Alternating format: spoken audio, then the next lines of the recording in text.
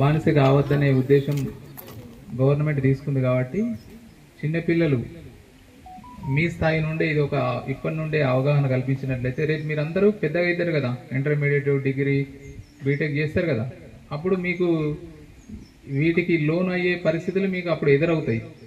అప్పుడు మీరు వాటి జోలికి వెళ్లకుండా ఉండడానికి గురించి ఒక అవగాహన కల్పించడానికి, అంటే వాటి వల్ల మీకు లైఫ్లో ఏ విధంగా నష్టాలు జరుగుతాయనేది తెలియడం కోసం మేము ఈ కార్యక్రమాలు చేస్తున్నాం.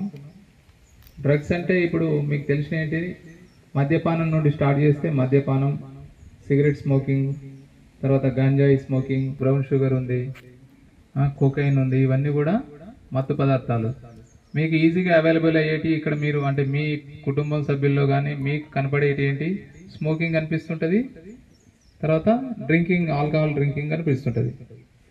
ఆల్కహాల్ డ్రింకింగ్ చేసిన వాళ్ళు ఎట్లుంటారు, సాయంత్రం పూట మీరు చూస్తుంటారు కదా రోడ్ మీద పిచ్చి వాళ్ళలాగా ప్రవర్తిస్తారు కదా, ఒక్కొక్కరికి మందు